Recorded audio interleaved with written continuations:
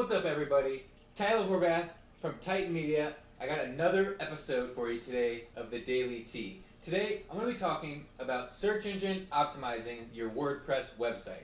So if you run a WordPress website, which is pretty likely because over 74 million people use WordPress for their website, then you probably are wondering how you can get more traffic, more visitors, and more conversions on your WordPress website. Well, today you're in luck because I am going to show you 8 ways that you can optimize your WordPress website to get more visitors from Google, Bing, and other search engines. So here we go.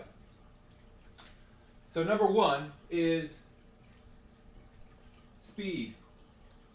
Having a fast website is super important for SEO. Now, if you are using WordPress, it's possible that you probably bought hosting from GoDaddy or Bluehost or cheap hosting sites like that. I would try and stay away from these as you will be on a shared server with thousands of other people, which will really bog down the resources, making your website slow. Now, this is really bad for SEO because if people can't come to your website and see it and have it load fast, they're going to leave really quick.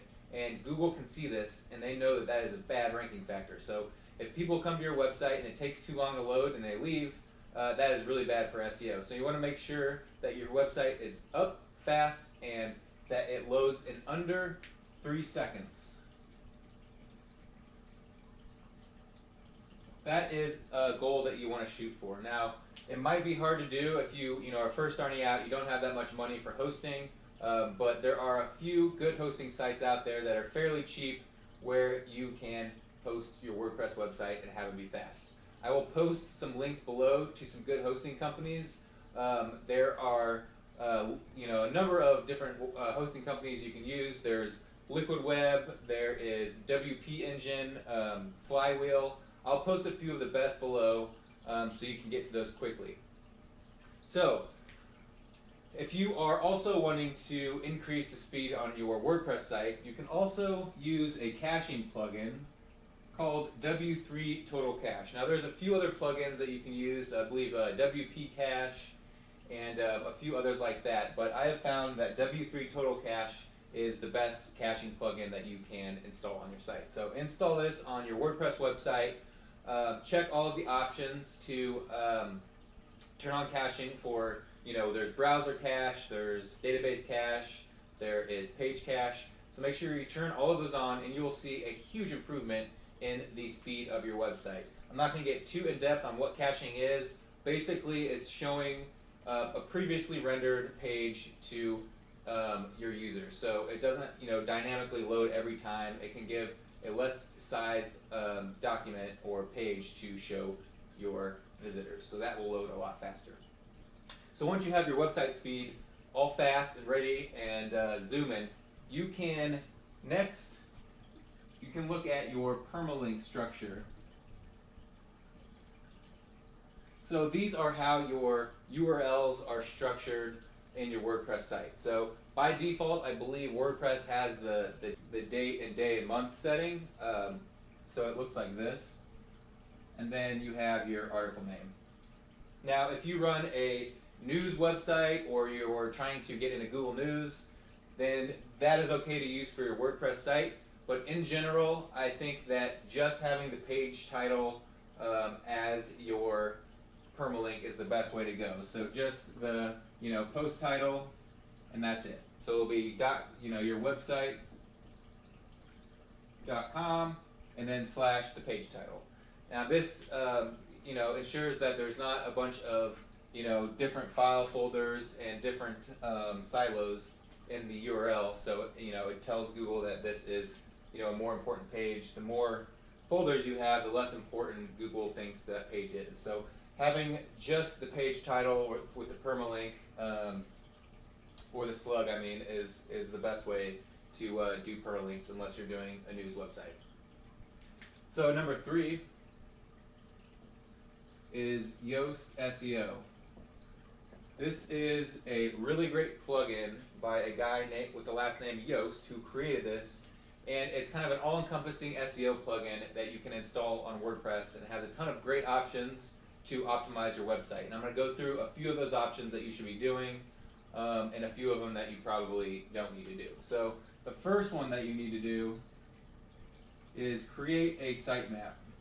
So you can go to the Yoast SEO tab in your WordPress site once you have it installed, and you will see an XML sitemap tab. So just click that and then click save, and it will automatically create a sitemap for you. So what this is an XML document that you can submit to Google and other search engines that tell them all of your pages. So they can see every single page, what the priority is, and all that good stuff. So create a sitemap, and then next you are going to go to all of your pages, and you're going to create dynamic, and you are going to create meta titles and meta descriptions for all of your pages. So if you go to a page or a post, scroll all the way down to the bottom, you'll see a block for Yoast SEO. You can open that up and you can see a ton of different options to add meta titles. You can add meta descriptions, and make sure that you are adding meta titles and descriptions that include the content from your page or post and include keywords that you are trying to rank for. So once you have all of those set up, now you can create an account on Google Webmaster Tools if you don't already have one, and submit your website. So you'll simply click add a website, you'll post in your URL of your website, and then you will have to confirm that you own that website by a few options. You can either add an HTML tag, or you can connect your Google Analytics. There's a few different ways. It's pretty simple. I usually just add the HTML tag. It's the easiest. Just simply copy it, paste it in your header in your WordPress site, and you're good to go. So once it's approved, now you can submit the sitemap that you created, and you can submit it in Google Webmaster Tools. It's really easy. Just go to the sitemap section and you add the URL to where your sitemap is and click submit, and now Google knows all of your pages, and they can start crawling it better than if you wouldn't have had a sitemap. So now that we have all this out of the way, now we need to worry about our website design. So make sure that your WordPress theme or template is responsive and it looks good on all devices. It's super important to have a mobile-friendly website, or like I said before, people will come to your website, they'll see that it doesn't work on mobile or it looks bad on desktop, and they will leave. And Google sees that as a bad thing. They want people to be sticking around your website and consuming your content and enjoying it. So make sure that your site is responsive, or you will get dinged in Google. So number 6 is HTTPS. So get an SSL certificate for your WordPress website. So you can get an SSL for free now if you just use let'sencrypt.org.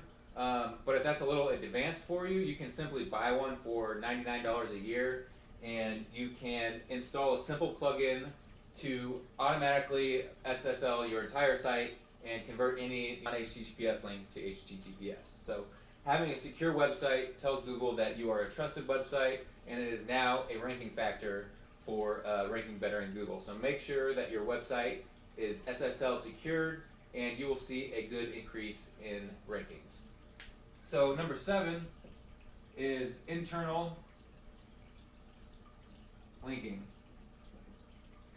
So WordPress makes it really easy to have a good internal linking structure. So why do you want internal linking? Well, internal linking helps a few different ways. First, it helps the user and your user interface by allowing your user to be able to navigate your site well.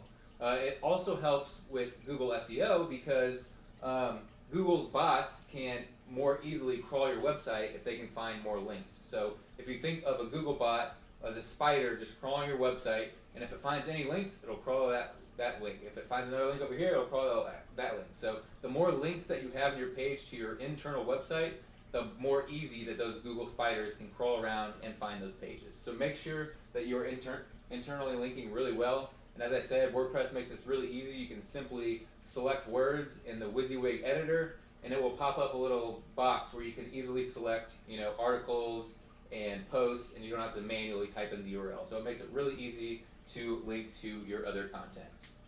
So now, the last thing, the most important thing, content. If you aren't creating content for your WordPress website, you are going to lose at SEO.